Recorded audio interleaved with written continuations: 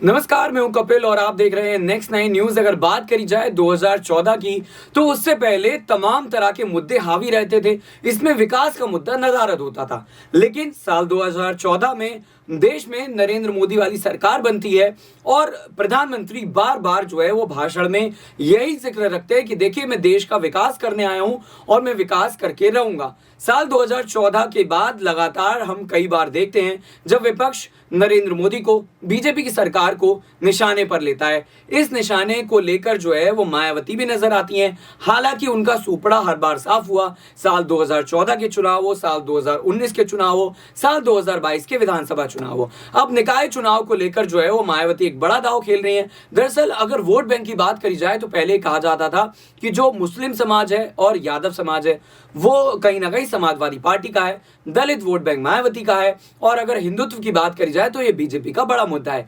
लेकिन 2014 के बाद से लगातार ये जो दावे थे ये फेल नजर आ रहे हैं। दरअसल मुस्लिम और यादव समाज की अगर बात करी जाए तो ये बीजेपी के साथ भी जाता है। हिंदुत्व की अगर बात करी जाए तो हिंदू समाज जो है वो यादव के यानी कि समाजवादी पार्टी के साथ भी जाता है, और दलित समाज जो है वो बपौती अब मायावती की नहीं रह गई है। यही वजह है कि मायावती लगातार जनता को ये विश्वास दिलाना चाहती हैं, खास तौर पर दलित समाज को, कि देखिए, अगर आपका कोई मसीहा है, रहनुमा है, तो वो सिर्फ बसपा है। अब इसको लेकर दलित समाज कितना ज्यादा ये मानने पर मजबूर हो जाता है या फिर कहिए कि विश्वास करता है कि जी हाँ, जो मायावती जी कह रही हैं वो सही कह रही हैं, ये कहना काफी फिलहाल मुश्किल नजर आ रहा है। अगर हिंदुत्व की बात करी जाए तो लगातार बीजेपी पर विपक्षी पार्टियां ये आरोप लगाती हैं कि हिंदू मुस्लिम करती है बीजेपी और फिर दंगे करवा देती है। लेकिन अगर उत्तर प्रदेश की बात करी जाए तो देखिए, साल 2017 में जब योगी सरकार आई थी उसके बाद से दंगों की संख्या में कह लीजिए या तो कमी आई है या फिर यह भी कहा जा सकता है कि नाम मात्र के दंगे होते हैं।